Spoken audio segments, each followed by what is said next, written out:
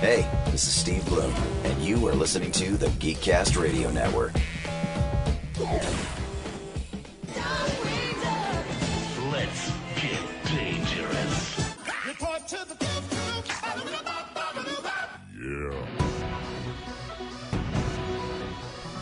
You're listening to the Geekcast Radio Network.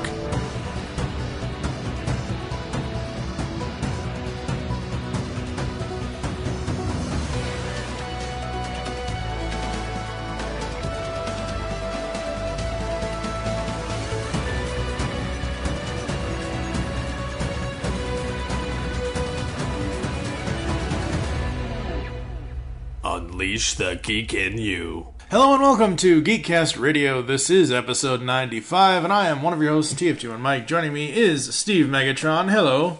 Hello. And of course, Optimus Solo. Hello. Why, of course. Why, of course. Exactly. Tonight we're going to get animated and talk about some cartoons of the 90s. As always, we'll try to give it to you in 30 minutes or less. Well, maybe not. These bigger topics, folks, we found out last week when Kevin and I talked 90s television, can't really stick to the 30-minute thing. You're already getting... Huh? Or did we just find out that I talk too much? Well, that too. But, you know... I mean, 30 minutes are free, it's a whole pizza thing and whatever else, but it's free content anyway, so I mean, it's not like, you know, we're charging you for this. But we could be. We should be. It's not, they changed it too. It's no longer the 30 minutes are free. Now it's like, even if we're early, we give it to you for free. That's right. Ooh. Technical difficulties. Let's move on, shall we? Okay, so 90s cartoons. Well, a lot of the 90s cartoons that got really famous for being a 90s cartoon started in the 80s. So cartoons that passed the torch to the 90s. DuckTales started in 87, didn't it? Yeah, DuckTales was 87 to 90, yep. Yep. What else? Turtles. Turtles started in 87. We got Alvin and the Chipmunks. It started in 83, ended in 90. So, I mean, it just barely made it into the decade. Yeah. Muppet Babies, 1984 to 91. G.I. Joe. Some of them were in syndication and things of that nature as well. Yeah. You had Adventures of Gummy Bears, 85 to 91. Rescue Rangers, 89 to 90, and Garfield and Friends, 88 to 94. Yep. So those are kind of some of the main ones that were started in the 80s technically, and then went to the 90s. But I think, like Steve's mentioning too, you got to take into consideration all the stuff that was all in 80, as far as like only new episodes that aired in the 80s, aired in syndication in the 90s. So you kind of had those that were still sticking around in rerun form.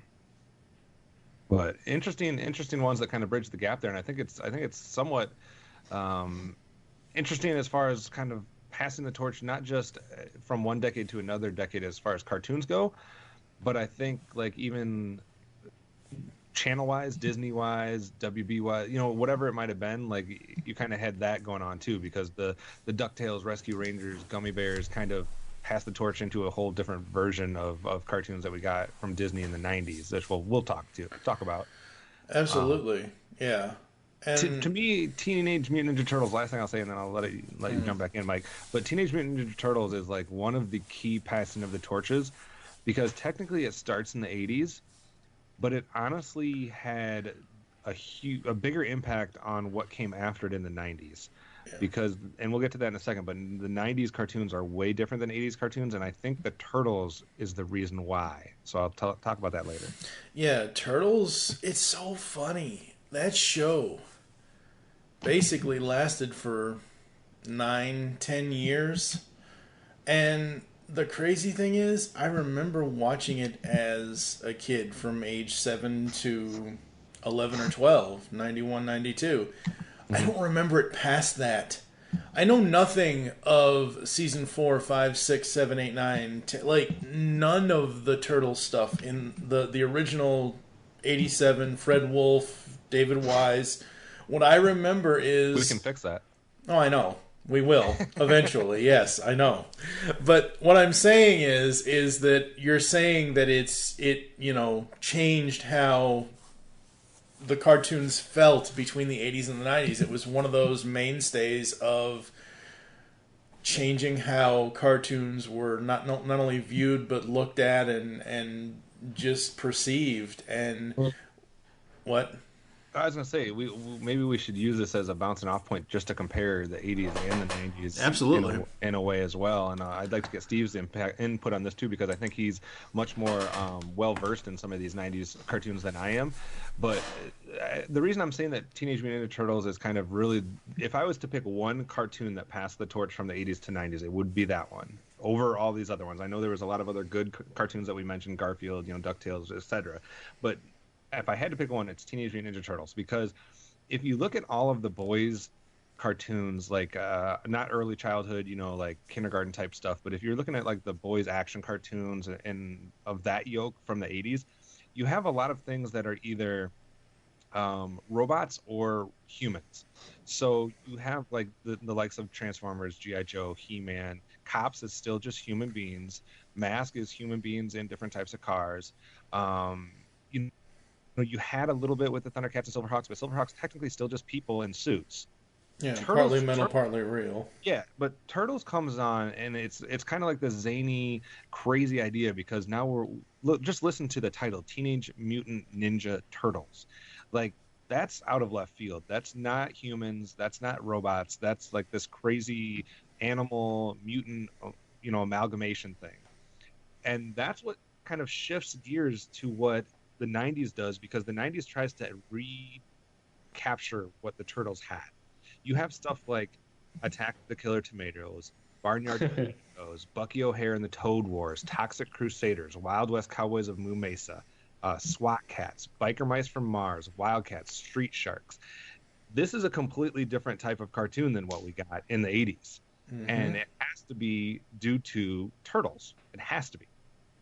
So I think that is the passing of the torch to kind of more of the just general, straightforward humans and robots to all these different types of animals and mutants and crazy things that you would never think of in a million years, which the 90s gave us a ton of. Absolutely. Steve, thoughts? No, I definitely agree with that. I think that Turtles was definitely the one that started that whole revolution, and kind of, in a sense, was the start of all that extreme stuff that the 90s tried to pull. Yeah. Because obviously every show had to try and one-up the next one.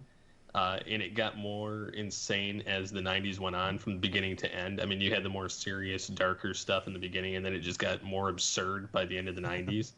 When you got from, Spider-Man animated series in the beginning of the 90s, and then you get Spider-Man Unlimited in, like, the end of the 90s to try and combat Batman Beyond. Like, it was just... certain things just didn't mesh by the end of the 90s, but when you have something like the Turtles that kind of started that whole revolution in the 80s, and then it continued very strongly through the 90s between merchandise and the animated series.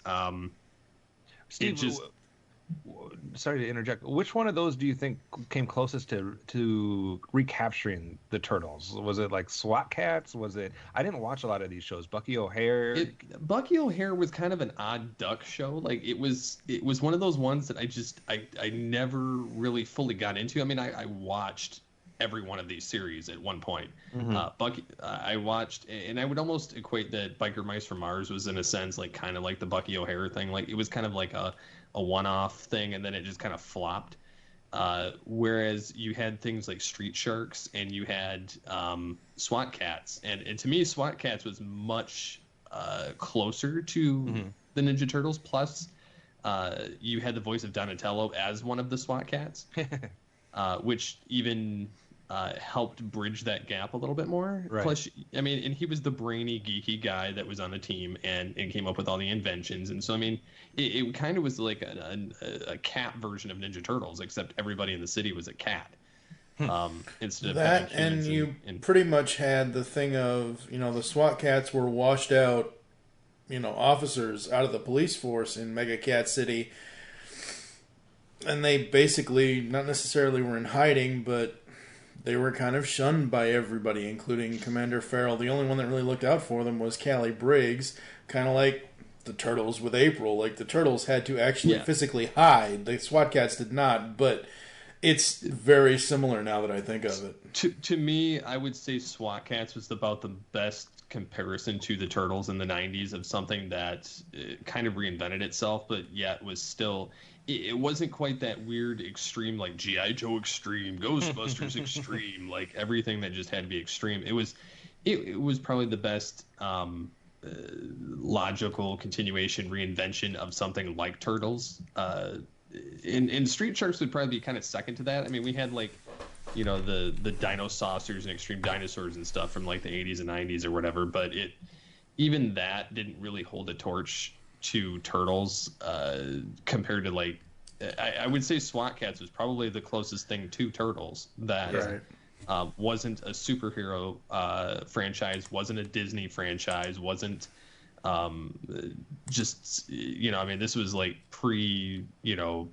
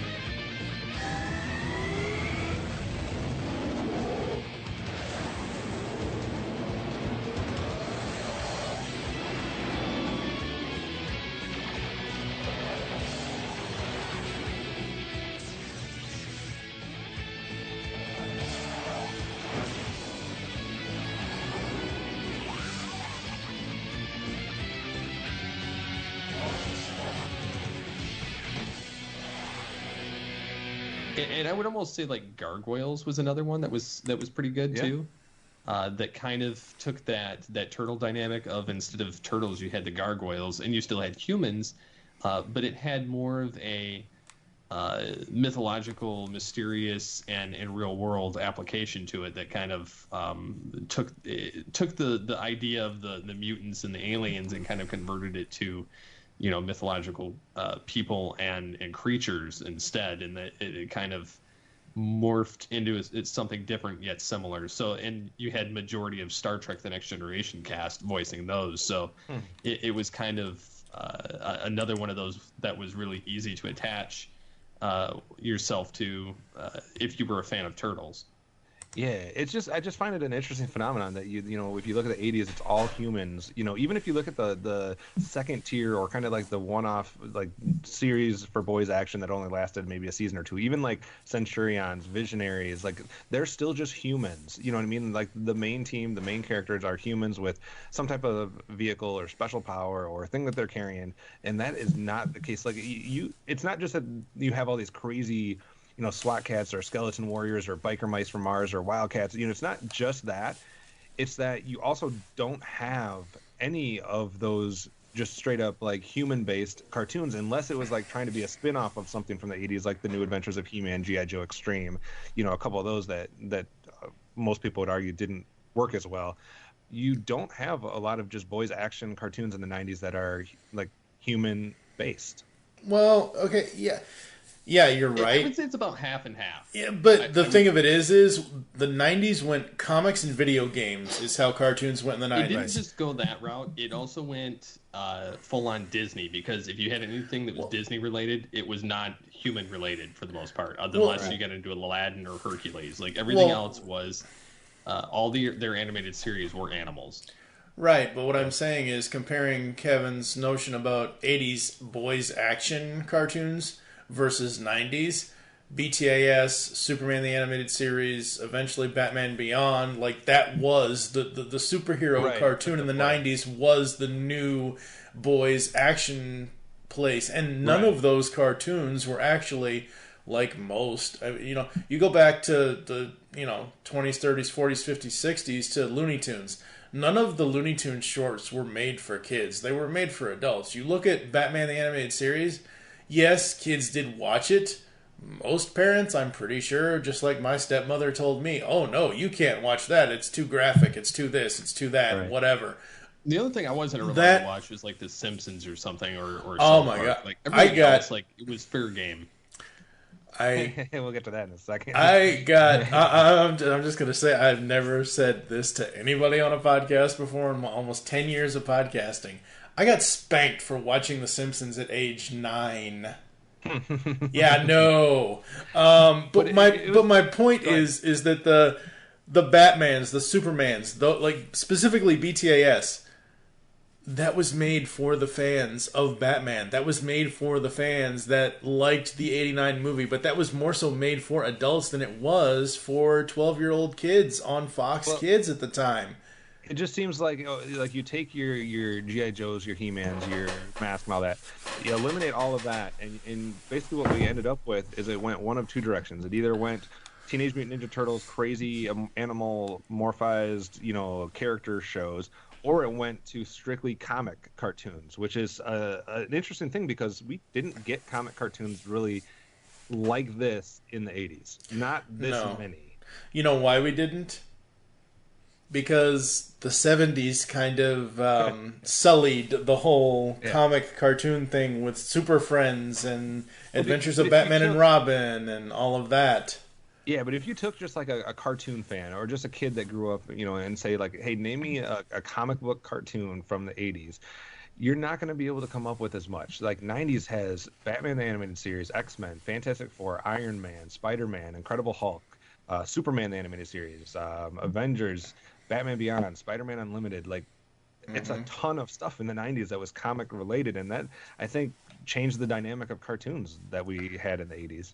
And you also had, even though they were in the 80s, now that I realize this, a few months ago, TV's Mr. Neil and I did an episode of Pixels in the Animation talking about some random video game cartoons, because at episode 94 of that nearly 3, 4, 5 year journey, we're kind of running out of steam, and we're trying to grasp at straws to how we're going to get this podcast to 100 episodes. Not really, but we looked at Pac-Man, we looked at Saturday Supercade, and I'm thinking, oh, these are 90s things, and I'm like, no. I watched them, I'm like, oh my god, people say the Super Mario Brothers Super Show hurts their eyes. That Pac-Man cartoon hurt my eyes. Yo, it's the Mario Brothers, and plumbing's the game. Found the secret water zone while working on the drain. Lend the princess a hand in the mushroom land. Join the action with the plumbers, you'll be hooked on the brothers. Now, evil Koopa and his troopers are up to misbehaving. They kidnapped the princess, mushroom land needs saving. Abusing and confusing, everybody discovers they can't help but be hooked on the brothers.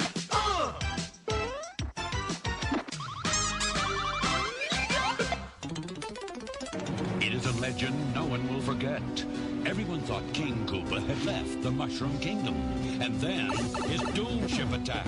King Koopa was back with the greatest danger ever known, his Koopa Kids. Using their new superpowers, the Super Mario Brothers rescued Princess Toadstool and beat back the evil Koopa family. Get those plumbers! Welcome to Videoland.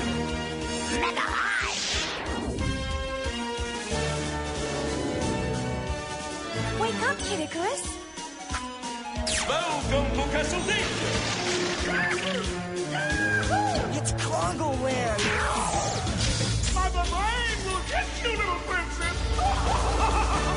Princess, the palace is under siege. Behold, the ultimate warp zone.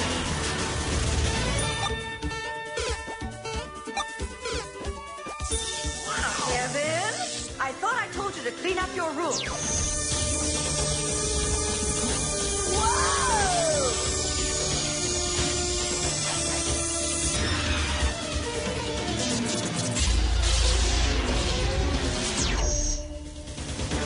Captain N, the Game Master. But yeah, 90s was also, 85, we had the birth of the Nintendo Entertainment System, which would then go on to produce all these other characters. And in the 90s, we got video game cartoons based on those. Super Mario Brothers Super Show, which had all of that. Adventures of Super Mario Brothers 3, New Super Mario World. We had Captain N, the Game Master, of an actual quote-unquote kid that got sucked into his TV, into a video game world. Who didn't want that to happen to them in 1990? Yeah, you had both Sonic series. You had Earthworm Jim. Yep. You had a lot of stuff that was first and foremost a video game that got transferred into a cartoon, and it all started kind of like '89, because '89 is when technically when Super Mario Brothers Super Show and Captain N started. Right. So it's just kind of another one that kind of starts right in the beginning, end of '80s, beginning of '90s, and that you're definitely right about that. We had a lot of video game and a lot of comics that were finally making their way back into cartoons, or into cartoons for the first time. Absolutely, yeah. It was a crazy fun time, and I don't know. I look at a lot of animation today, and I think the 80s and 90s got it done better. I think we get spoiled. Honestly, I think we got a lot of, and I'm not saying that stuff that's out now isn't good, but the majority of it is a lot of like laziness or rehashing the same stuff we've gotten. And that's with anything. It happens. Right. It's bound to happen. There's only so many plans in the cookie jar that they can pull from. But I think we get spoiled with good original content in the 80s and 90s, and then now everything is just kind of a rehash of everything we got then because there's nothing original left. The original stuff that they do now it seems like it's way more comedy based. If you're looking at the comedy cartoons or some of those types of things, those are where you're getting the more original stuff. But when you're looking at the action specific genre or those types of things like what we were just talking about, that's where we're getting rehash after rehash. The interesting thing though is just how different the 80s and the 90s were though, because even though we get a plethora of cartoons in both decades, it's a very different dynamic. Like we were just talking about with the difference, with the video games and the comic book characters. We'll get into in a second with the primetime cartoons that weren't a thing in the 80s that become a thing in the 90s.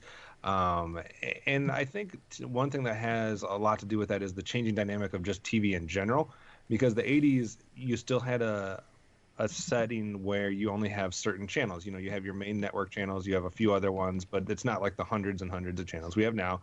That starts to really balloon in the 90s. And what we also see, in the 90s is the death of the Saturday morning cartoon.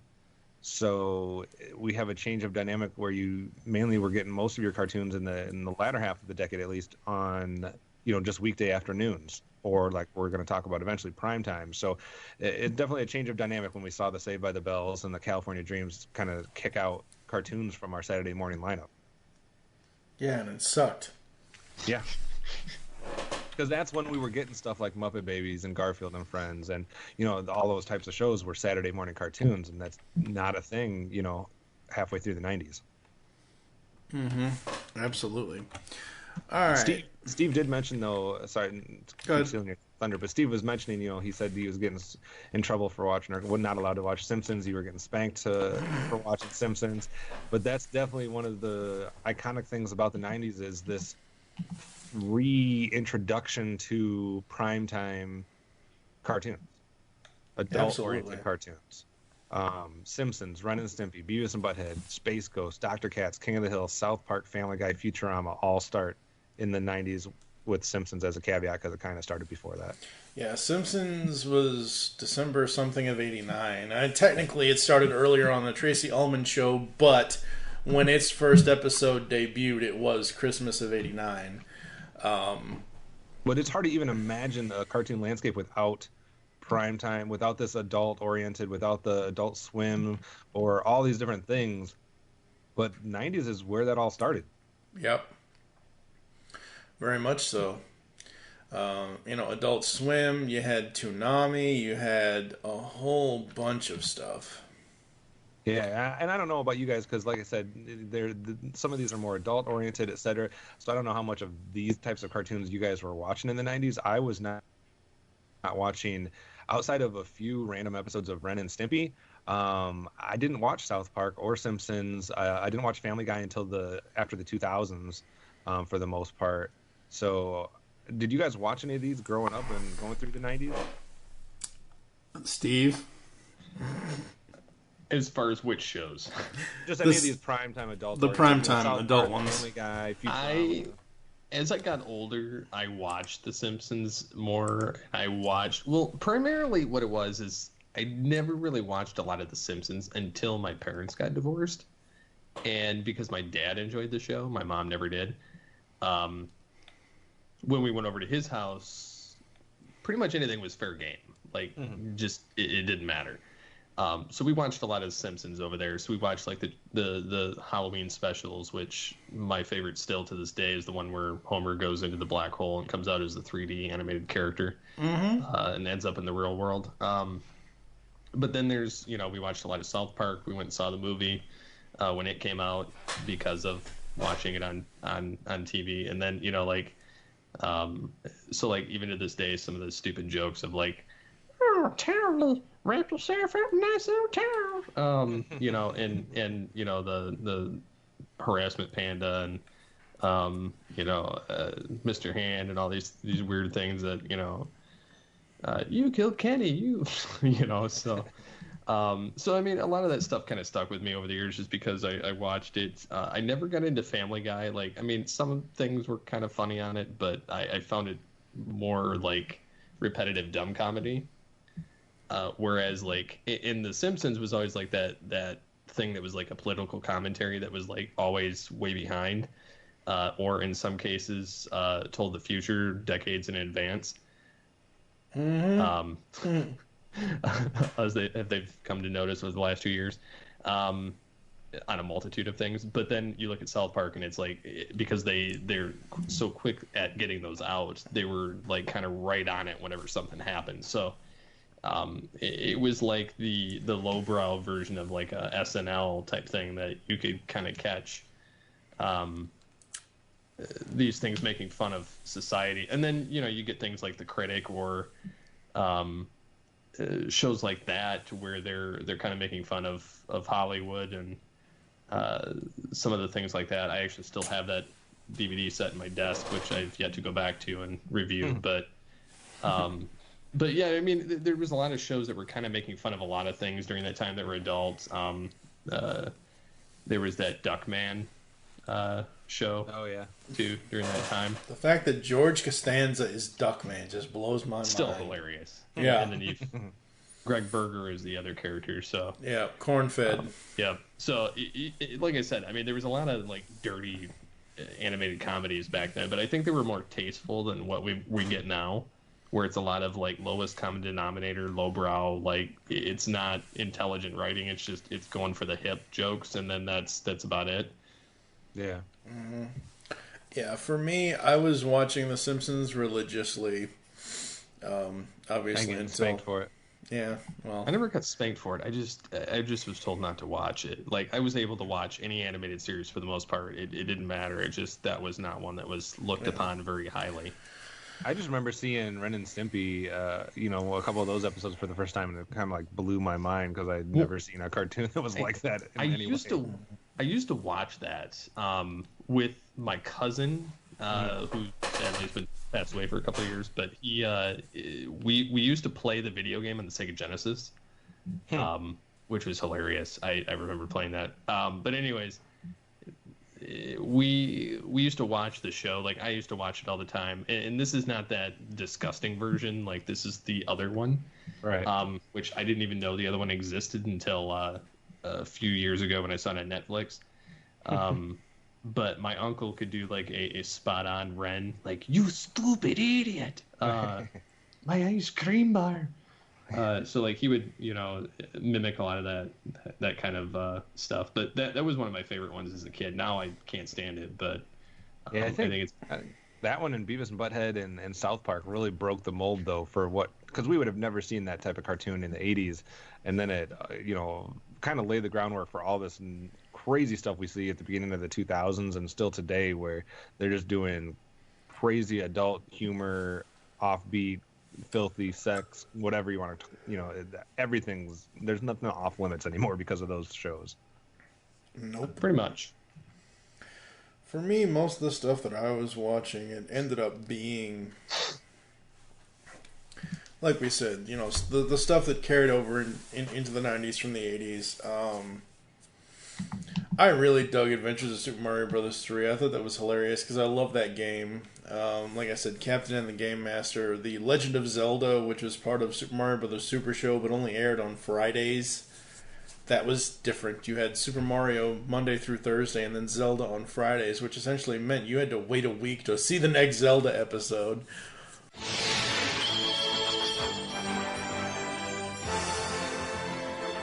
This is the Triforce of Wisdom, Link. The evil wizard Ganon has the Triforce of Power.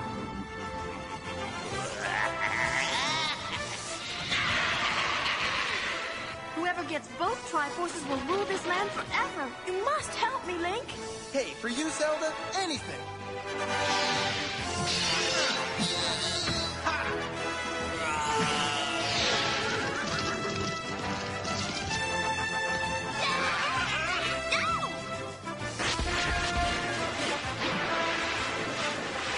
Nice job, hero. Hey, excuse me, princess. What else was I watching? I cannot get into any of the other adult cartoons. I've never had any interest in Family Guy. Don't like half the stuff Seth MacFarlane does anyway. I liked Futurama, but I only saw bits and pieces of it. I've seen a handful of episodes of South Park. I don't care either way about that show. I don't dislike it, but at the same time, I'm not all gaga over it. The only line I really remember from like the first few seasons or the first season, whatever episode it was because it was huge back then. Because the radio station DJs were always talking about it, was when Cartman said, "Knock off all this tree-hugging hippie crap." That's the only line I really remember from the show. I've looked up various episodes since then just to see what has been going on with South Park. Like, a couple of years ago, they did an episode all about Yelp. So there's that. Well, they definitely have intelligent writing in South Park. Oh, they do. Absolutely. Yeah. Exactly. That's the whole reason why it's been around as long as it has. What else was I watching? Like Steve said, Batman, Superman, that kind of stuff. Batman Beyond blew my mind because I hadn't been watching for a few years. I missed half of the new Batman Superman adventures.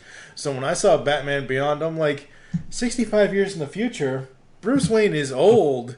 What fresh hell is this? The voice kept calling me Bruce. In my mind, that's not what I call myself. What do you call yourself? Oh, yeah. I suppose you would. But that's my name now. Tell that to my subconscious. I know another couple shows that you were watching. Which are? Guaranteed. Probably a couple of what I would consider the best shows we got in the entire decade. Tiny Toon Adventures and Animaniacs and Pinky and the Brain. Well, Tiny Toons, yes. Freakazoid. There's Freakazoid. Tiny Toons, yes. I did watch that religiously. However, we're tiny, we're toony, we're all a little loony, and in this cartoony, we're invading your TV. With comic dispensers, we crack up all the censors. On Tiny Toon Adventures, get a dose of comedy. So here's at the acres, it's a whole wide world apart. Our home sweet home stands alone, a cartoon work of art. The scripts were rejected, expect the unexpected. On Tiny Toon Adventures, it's about to start. They're furry, they're funny, they're Baz and Buster Bunny. Montana Max has money, Elmira is a pain. He's hunting and plucky, dizzy devil yucky. Furballs and Yucky, and Go-Go is insane. At Acme University, we earn our Toon degree. The teaching staff been getting laughs since 1933. We're tiny, we're toony, we're all a little loony. It's Tiny Toon Adventures, come and join the fun. And now our song is done.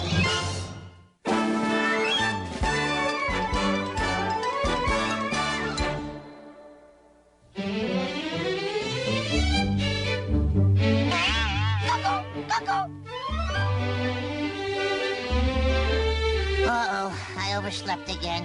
Oh, hi, Toonsters. Exam day at Acme Lou. I got a motor. I'm not now. I was then because I was a dumbass back then. I was very anti-Animaniacs. When will this insanity button. back You then. are retarded. No, I'm dead serious. I'm not lying. I was very, I don't care. I don't want to watch it. I don't this. I don't that. Had I seen episodes and things like that, like 94, 95, 96, after it first debuted? Yes, I did. But when it first debuted, there was a guy, it was a counselor, and it's so strange that I remember this. There was a counselor at one of the places that I was placed in at the time, around 94, 95. Strangely enough, his name was Kevin. And he absolutely was. I mean, I was 13, 14-year-old. Well, yeah, I was 14 at the time. He was maybe late 20s, early 30s. And he was absolutely gaga over everything Animaniacs. And I just did not care. I still wanted my 80s cartoons still. I had no interest whatsoever. Now, yeah, absolutely. I absolutely love Tiny Toons, Animaniacs. I never really got into Pinky and the Brain or Pinky Elmira and the Brain. Elmira was terrible, but Yeah. I do love Pinky and the Brain. Yeah. It's interesting that you say that, Mike, because I had a similar reaction. Because one of my best friends was I don't know, 2 years younger than me, maybe somewhere around there. I think 2 years younger than me. And I was grasping on to my 80s cartoons with the death clutch. I did not want to let go of these cartoons. And I remember staying over his house, spending the night or doing stuff like that. He always had either Tiny Toons or Animaniacs on. And at first I was resistant. At first I was I don't care what this is. Let's find Transformers, G.I. Joe, He-Man, Turtles, something that I like. But I think it was because of how many times I had to watch them at his house that I quickly turned into a big fan. But it's interesting because I think I had a similar experience where I was a little bit resistant at first. Now, one of the beautiful things about Animaniacs, though, is it was a learning tool. Yeah. Oh, very much so, yes. Tiny Toons as well. And the crazy thing about Tiny Toons is one of my best friends at the time... this had to have been... Yeah, because it was after I was in... This was when the show was in syndication at that point. It was 93, 94. It was right before I got placed into State's Care at the time in Kentucky. Also named Mike. I had a Game Boy. He had a Game Gear. We watched Tiny Toons on the Sega Game Gear. I didn't even know that was possible. Game Gear had a TV tuner. I had my cousin always had the Sega branded stuff, and then I had a friend that had all the Nintendo branded stuff. So I had the best of both worlds. Mm-hmm. I never owned anything until I was old enough to have a job and buy my own. So I came up with a list of what I feel like is the most the cartoons that defined the decade as far as just 100% 90s. And this is not counting the comic book cartoons, which we already talked about. And I'll leave Tiny Toons and Animaniacs off of it. But when I hear these cartoons read off to me, it screams 90s to me. And I want to see if you guys agree, disagree, or have anything to add. But it's a fairly lengthy list, so hold on to your hats. But I got Bobby's World, Darkwing Duck, Doug, Rugrats, Eek the Cat, Goof Troop, Rocko's Modern Life, Our Real Monsters, Freakazoid, Dexter's Laboratory, Hey Arnold, Cow and Chicken, Recess, Daria, Johnny Bravo, Wild Thornberrys, and Powerpuff Girls. Oh, yeah. I would agree with you. I hate half the shows on that list. Well, it's interesting because Mike said which cartoons did you avoid in the 90s, and it's almost that entire list for me, outside of maybe 2 or 3 of them, but I avoided all of those like the plague, but I do feel like they all are just pure 90s. Oh, they do fully embody the 90s. I will admit that. They're shows that probably would not survive today. Right. And so they, in nostalgia, they fit perfectly in that time span. And honestly, hearing those names again, half that list, I avoided the plague, even when they were new. At the time, I gave them a shot. I was like, these suck, and then I would move on. And then other ones I would watch in waiting for shows I actually wanted to watch.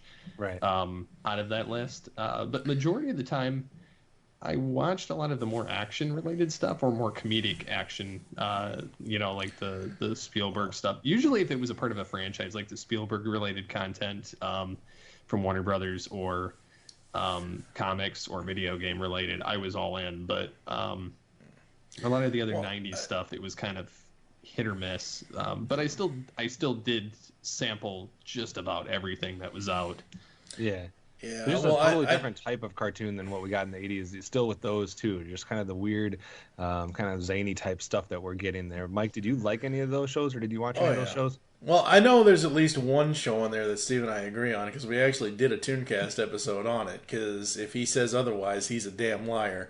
Darkwing Duck was the man.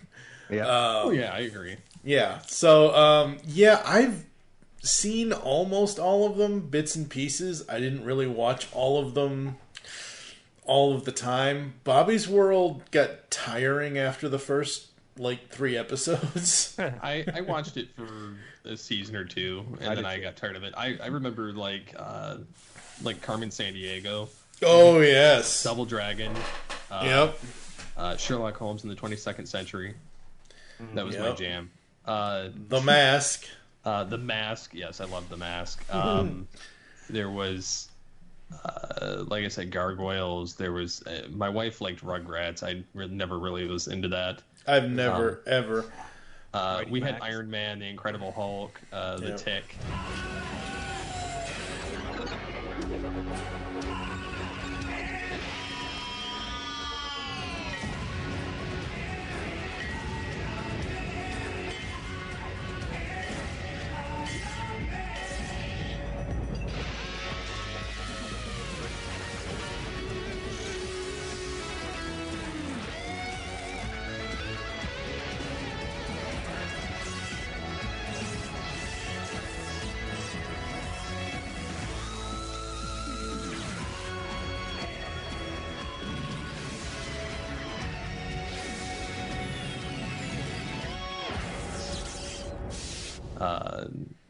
Mortal Kombat.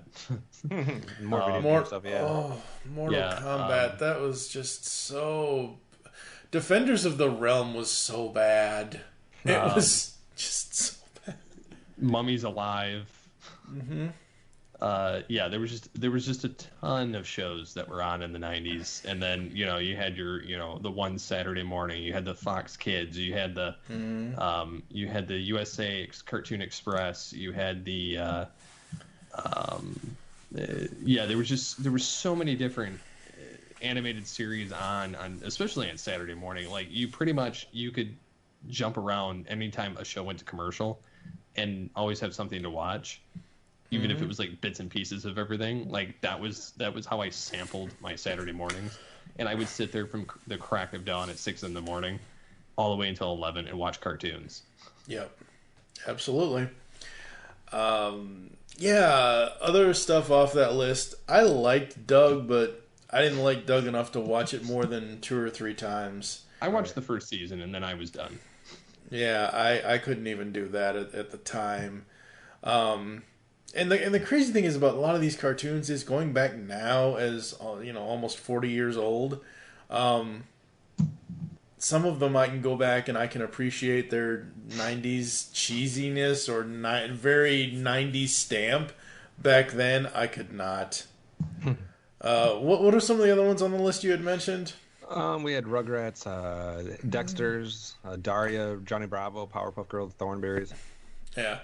Powerpuff Girls was interesting. Johnny Bravo was just too off the wall. He was awesome. He was, but that's too off the wall. I did Thornberrys and Daria I did not watch. Daria was an MTV show, wasn't it? Yes. Yeah. Yep. Yeah, see, the only thing that I will freely admit to, other than Celebrity Deathmatch, watching on MTV that was not a music video, was the 2001 TV series called Spider Games that only had like 1 season on MTV.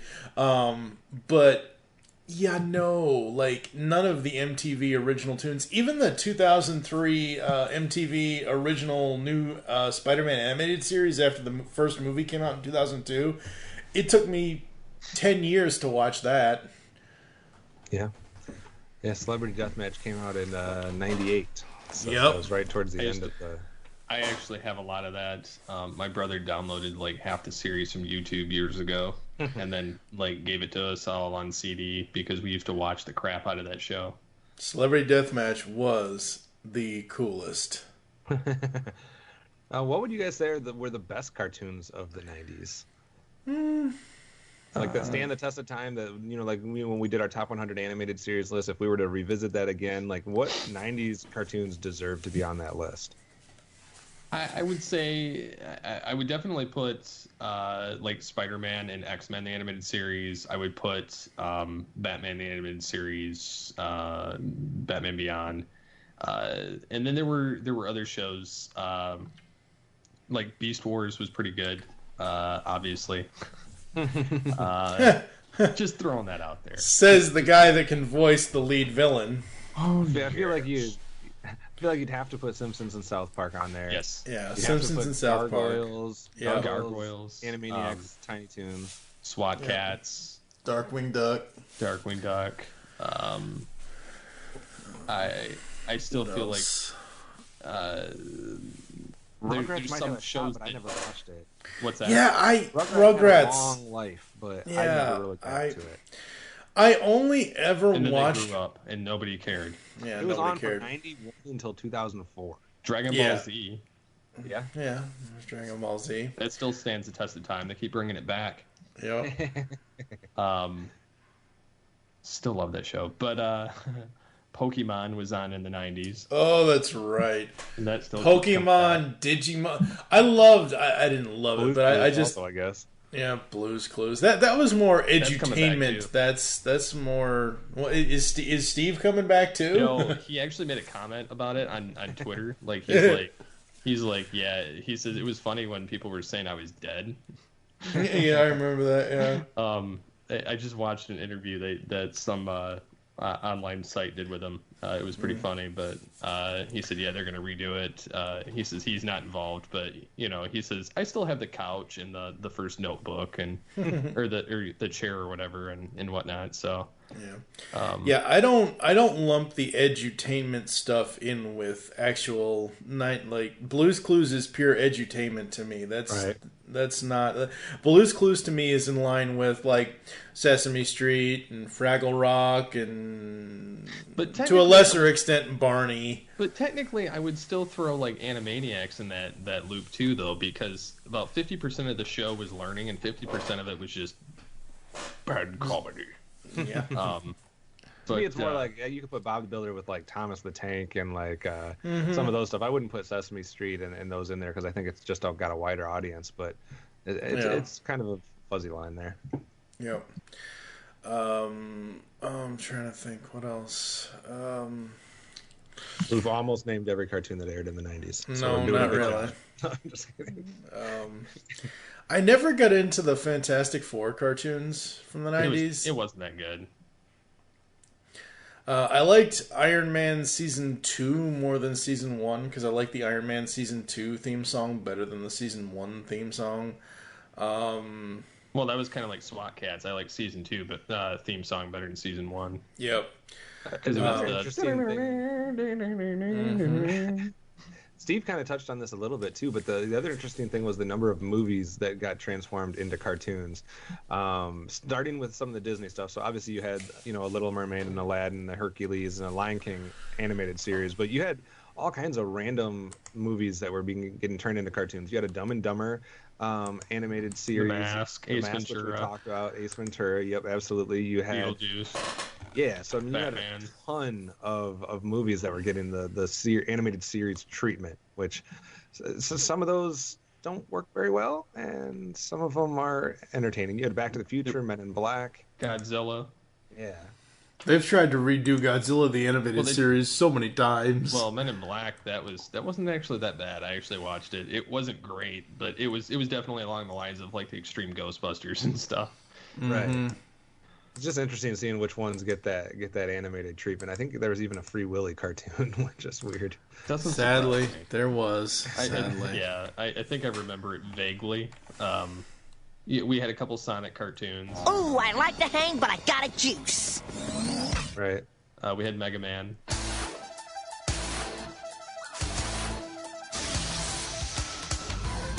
Super fighting robot.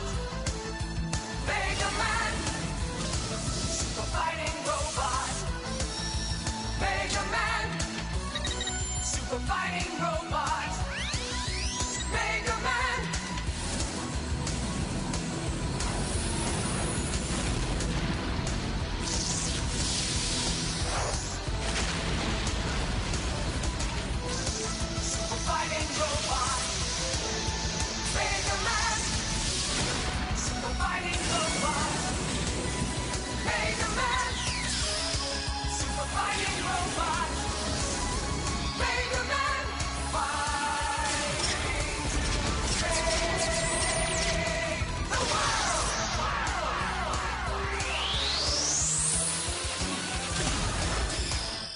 Hello, this is Ian James Corlett, and you are listening to the Geekcast Radio Network. Which Mega Man was awesome in the 90s. There was a Fievel cartoon. Well, there were there was an American Tail animated series too. Yeah, I would take the Mega Man series from '94 over both Sonic cartoons. That was just sheer torture. How anyone in their right mind or left mind says that's the Dark Sonic Sat AM is any good is beyond me. TV's Mr. The plots make absolutely zero sense half the time. So do half the He-Man shows, but trust me, I know. We've spent 6 years on that. Neil and I spent like 20 episodes on both Sonic stuff, and like you were saying, Ducks. Steve. Yeah, Mighty Ducks. Mighty Ducks. Yes. Yep. Jumanji. There was a cartoon for Jumanji. Yep. I remember that. That was terrible. So, and then of course, like we said, there was they tried to bring back some of the AD ones with like the New Adventures of He-Man, G.I. Joe Extreme. You had Inspector Gadget spin-off. You had a couple things like that. You had a My Little Pony spin-off that tried to come back. So you had a few attempts, but they weren't great attempts. So that's the one thing between the 80s and the 90s I know of specifically because I don't consider My Little Pony a girl power show. The original 80s My Little Pony cartoon series, I don't consider that like girl power or whatever else. Obviously Gem was and She-Ra was, but in the 90s, girls had Sailor Moon. Yeah. Yeah, no, My Little Pony was more of a generic one that just younger kids liked. It didn't have to be guys or girls. But you had the My Little Pony Tales, which came out in the 90s. You had All New Dennis the Menace. You had the Yo Yogi. So, I mean, you did have some that were trying to harken back to stuff from the yesteryear. Mm-hmm. Yeah, it's just such a crazy, crazy time for cartoons. And I look at all of those, the good ones, the bad ones, the ones we love, the ones we want to avoid. And then I look at some of the stuff today, and I'm like, why do people like this? I don't get it. Specifically, and I'm not... all I'm saying is I don't understand it. I'm not saying I don't like it. I'm not saying I like it. I'm not making a judgment call. Adventure Time. Steven Universe. What the hell's wrong with your universe, Steven? Hey, I hate both those shows, so just keep me out of it. There's good stuff today. You just got to know where to find it. Like, obviously the 7D was great. There's been a lot of more action-oriented like reboots that have been decent.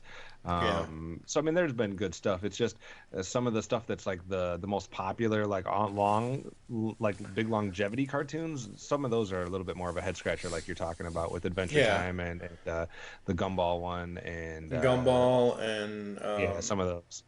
What was the one with regular show? I don't understand that at all. Rick and Morty. It was very irregular. It needed some special medicine. Mm-hmm. Right.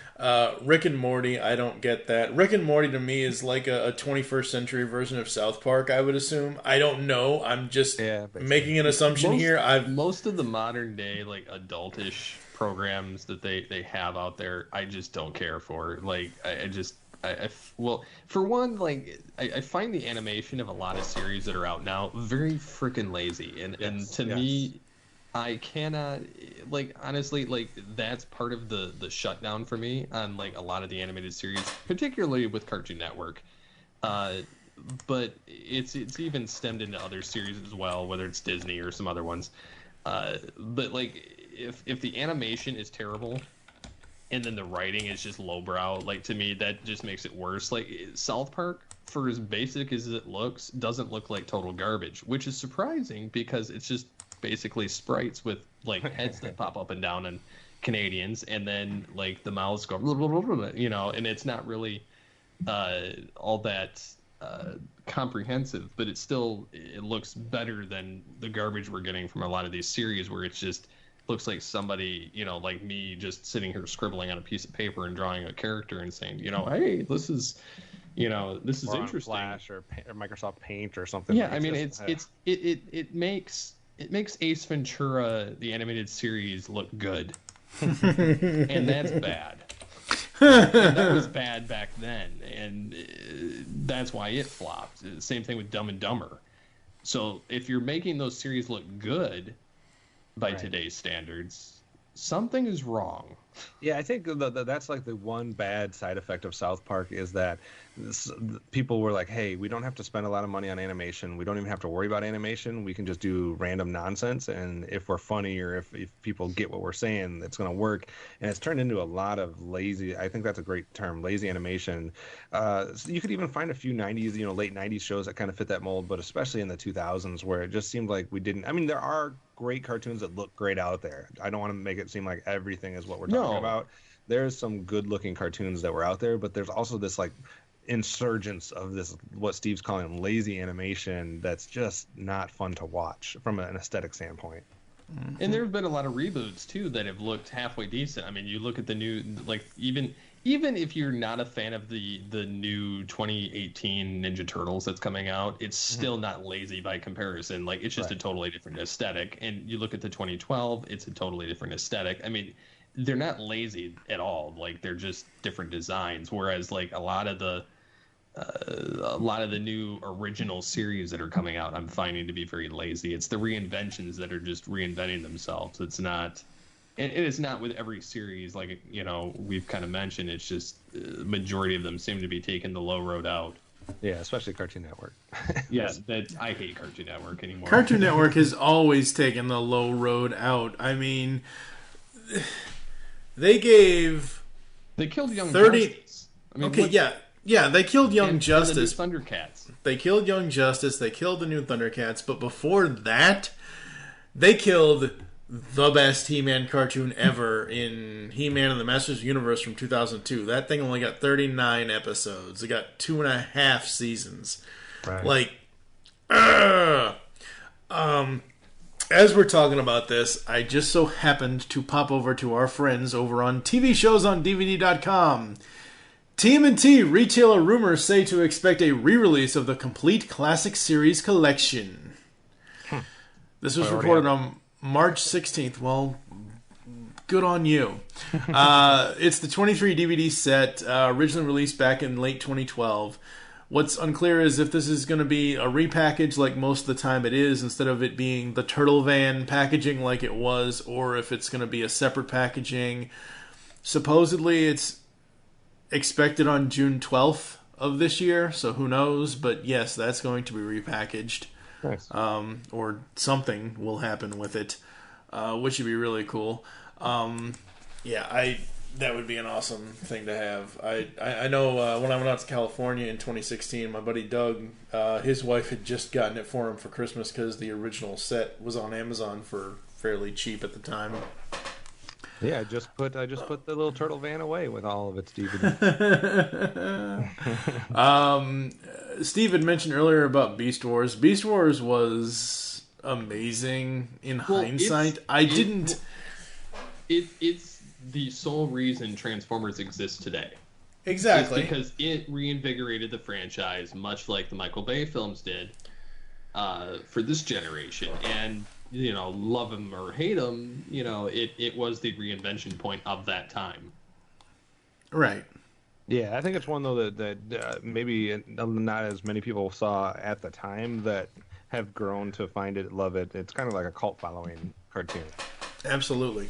The reason why I bring it up is because in 1999 they launched Beast Machines, and while I love Beast Wars and Beast Wars has its place, and I absolutely do love it because it's more of the comedy show, I love the narrative in Beast Machines. And plus that theme song is kick-ass.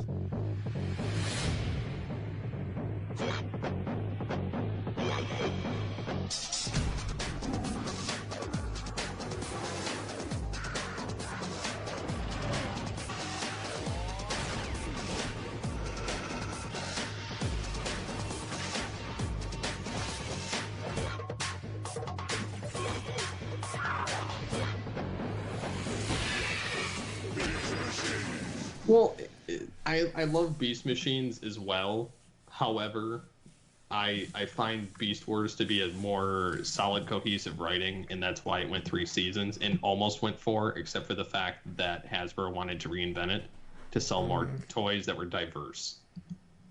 Beast Machines essentially went 2 seasons, but... Well, they did go 2 seasons. Yeah, I know. What I'm surprised that... I get why you like Beast Wars more. I'm surprised you don't like Beast Machines a little bit more now, because look, I've rewatched that show so many times.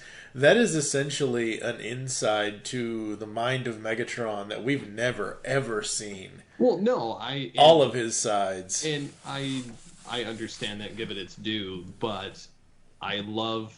And I can do both Megatron versions, voice and mentality. But to me, the series was more fun and there was more going on in Beast Wars, and you get to see more of the cunningness, whereas Megatron pretty much already won in Beast Machines. He just kept tipping his hat because Primal was there and he was getting, I mean, granted, this is another discussion for another day, but he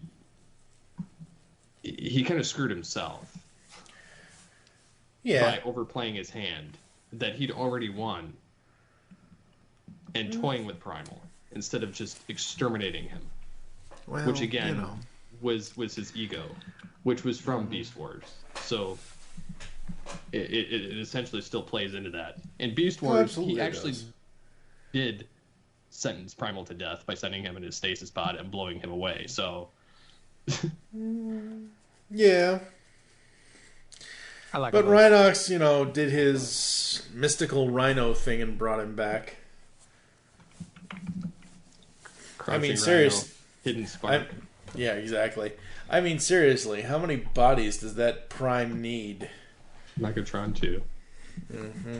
But anyways, that was the reinvigoration point for that franchise, and so without absolutely. you wouldn't have it. That's kind of why things like G.I. Joe fizzled out, and Turtles, it went through the 80s and the better part of the 90s, and then was reinvented like 5 years later in the 2000s. Yep. Right. So it everything that is old is new again, and as long as you keep reinventing it, it will survive and stand the test of time. Give me that Silverhawks reboot, damn it. Never gonna happen. Never say never, because look at Netflix. I mean, we've got a She-Ra show that's returning. Yep. We've got Voltron, which is probably the best we've gotten. And so you look at what's coming. I mean, we're gonna have a new Animaniacs series coming to Hulu in a couple of years. Yeah. So I mean, the fact that they're now that they've done this testing with regular television shows of the 80s and 90s, and it's proven to succeed, the animated series continuations are getting revivals now. Yeah. Yeah, it just boggles my mind that DreamWorks' Voltron is already up to 5 seasons on Netflix.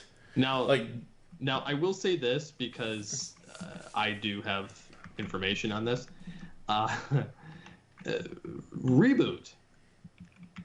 The reboot of Reboot is coming out at the end of the month of March. It comes out like March 30th or whatever, and. Right.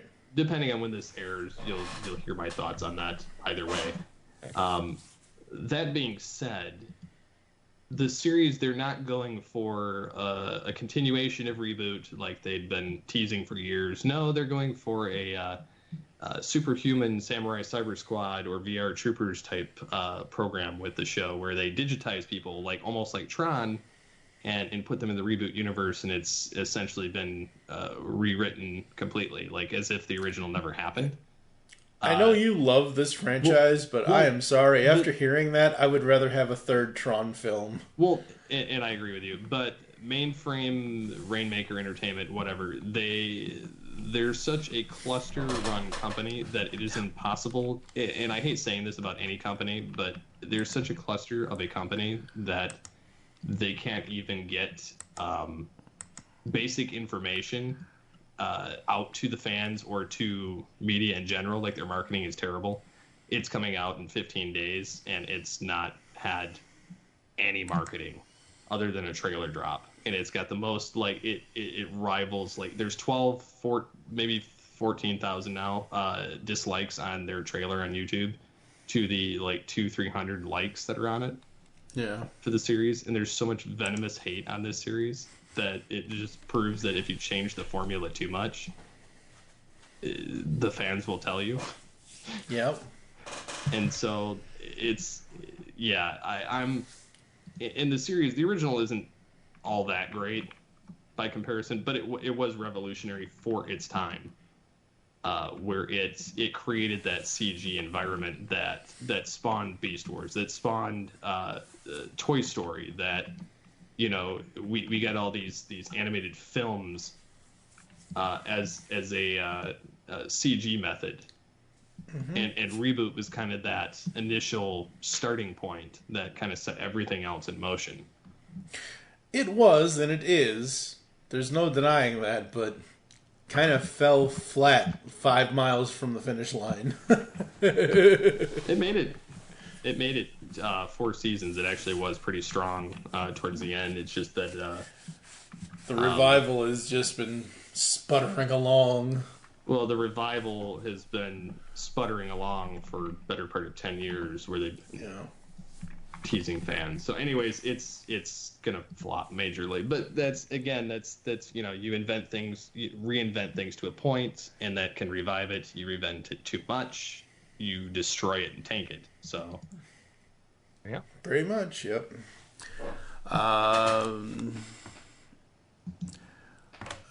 What else do we want to bring up before we get out of here, guys? Just curious, Mike, since you were almost the same age as me. You know, we're talking about these 90s. Obviously, you had the comic book cartoons, you had the video game cartoons, you had some of these classic, iconic 90s shows, the primetime cartoons, the crazy anamorphic cartoons. Do you prefer 90s or 80s cartoons? It's a mixture. I can't pick one or the other, because going back to some of these 80s cartoons, just, God, what the hell. I will say, and I will forever say, I don't care what anyone says, there's no arguing over this. Hashtag not my He-Man. Hashtag not my Skeletor. The New Adventures of He-Man is the single worst thing to ever happen to the He-Man franchise, ever. I rather enjoyed the initial run of it.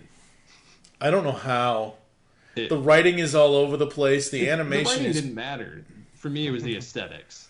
Yeah, the aesthetics were ass. Look at Skeletor in that first season. He's a Green Goblin wannabe. You know what? I still enjoyed it. You were too young to understand what you were enjoying. Yeah. You're still too young to understand what you enjoy. I like G.I. Joe the movie, and so do I. Which one? The original, like, animated one, and then I liked the Deke series because of the battle armor that Cobra Commander got, and the fact that he stuck it to Serpentor. I didn't like the writing when it got more absurd with Metalhead and everything else, but I did like the new Cobra Commander battle armor. I can see parts of that too. I liked it as well. I'd have to take the 80s over the 90s, but I do think the 90s do have some gems in there, especially Gargoyles, Animaniacs, Tiny Toons, and some of the cartoon comic books. Yeah, it really depends for me. Like, depends on the series. Like, since well, obviously it's over on Hulu now, but when Animaniacs first debuted on Netflix last year, a couple of years ago, whenever it was, I went through a full-on binge and watched all 4 seasons, or all 3 seasons, or however many it is. Same thing with Tiny Toons. I'm still binging Tiny Toons now. I've seen Batman Beyond and Beast Machines more times than I can count on both hands. I just love those series so much. It just depends on what I feel like going back and watching, whether it's 90s stuff, 80s stuff. There's a lot of stuff, like I said, from the 90s that I just avoid like the plague. Well, I find that things live better in nostalgia than they do being rehashed. Yeah, absolutely. And so there are certain shows that I know I can revisit. There are certain shows that I know I should never revisit. And if it was one that I had enjoyed majority of the series, like 90% of the series, I know I'm safe to go back and watch it. And there's very few on that list, but it's a lot of them. I will actually find the best episode of whatever said series is. The Low Road. Well, maybe to you. Don't even make me go there, dude. So there's some series that I've actually over the years, I'll find the actual episode, I'll download that episode, and then I'll just hold on to that particular one. And that way the nostalgia of the series lives on, that it's great based on that one episode. And that's all I have to remember it. I don't even care about the TV series as a whole, because that's the only one that I stick with. And then there's other series where I have to own the whole series. So it's finding those gems of the 90s. And the funny thing is none of the ones that were on that particular list of the things that epitomize the 90s, I didn't have any of those on my list of things that I had to own or that I had a download of. Yeah, me neither. Yeah, the ones that I would take and buy or keep from the 90s would not be the ones that you would think of as a 90s cartoon, probably. So nope. Yeah, I don't know. I mean, now we don't really, like, that's the crazy thing. Yeah, a lot of this stuff is still on DVD, some of it isn't, but now with Hulu and or Netflix or whatever, you know, you can essentially go find any of these shows. Like I said, Tiny Toons and Animaniacs are both on Hulu. Like Steve said, Animaniacs in the next couple of years is going to get a continuation series. I think with the TV series, though, and cartoons, I still would rather have a physical copy of them, though, where I can just... It depends on what it is. Yeah, it depends on what it is. I'm more likely to go digital with just straight up movies before I do it with like TV series for some reason. I'll binge them on Netflix and whatnot, but the ones that I really like, I want a physical copy of. I have very few series I actually care to have a physical copy for anymore, whereas most of them I'd rather just stream them because I don't want to... Yeah. It's too much of a hassle for me to want to go change a disc or to, in some cases, actually get up and do it. Or go dig them out of a particular cabinet somewhere. Right. So for me, like, the ease of use of being able to just click it, for instance... I guess I'm talking about more about like the cartoon TV series, because a lot of those aren't available to stream unless you're doing it illegally or through some ghetto website. So it's more that, like, I get the regular TV series because you can do most of those on Amazon Prime, Netflix, Hulu, etc. But outside of a few select cartoon shows, like if you want to like stream Cops from the 80s, not the crime show, the cartoon show, like you can't just stream that easily. Actually, you can. I told you about that. Well, you can. Like most times you can't do something like that. Like, well, but what I'm saying, but now I said that. Mill Creek has the rights to Cops. They have the DVD. Mill Creek Entertainment. Main streaming sites, I'm saying. No, it's not on one of the main streaming sites. You're right, but you can legally go to the Mill Creek website and legally watch all 65 episodes of Cops without feeling like you're stealing from the company. Saying there's a lot of more cartoons that are more like obscure and not available. Those services compared to like just an everyday TV series that was popular. Well, but and the benefit of it is nowadays every company's pretty much coming up with their own streaming service. So you have Disney that's going to have basically everything Marvel. It's going to have everything Disney. It's going to have everything Fox. And so when they come out with their streaming service in 2019, you're going to have the entire full gamut of that. And then Warner Brothers as well is coming up with their own, and they're going to have things like SWAT Cats, Scooby-Doo, all the DC animated universe. You're going to have, your Animaniacs and all that stuff, which of course is on Hulu as well. I mean, you're going to have a lot of that on both, but then the problem is going to be how many services can you afford to have? It's going to depend on how much they cost. Yeah.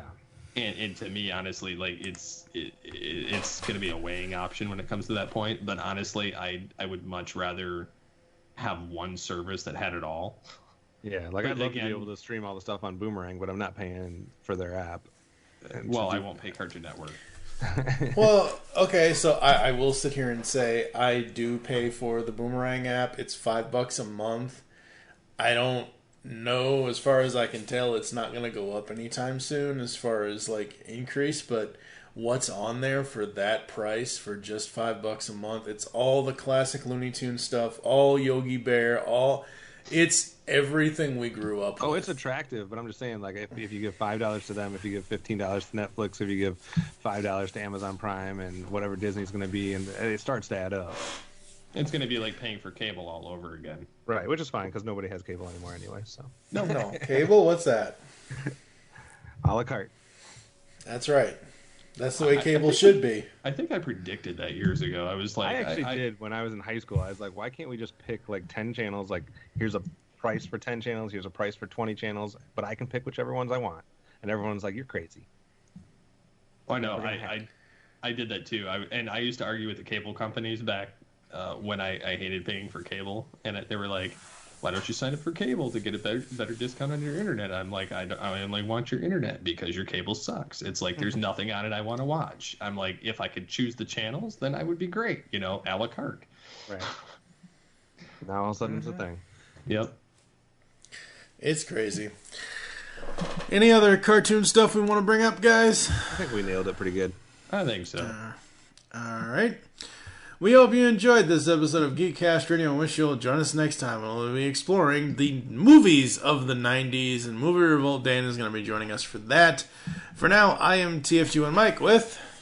Steve Megatron Phillips. And Optimus Solo. Thank you for listening. Until next time. That's not helping.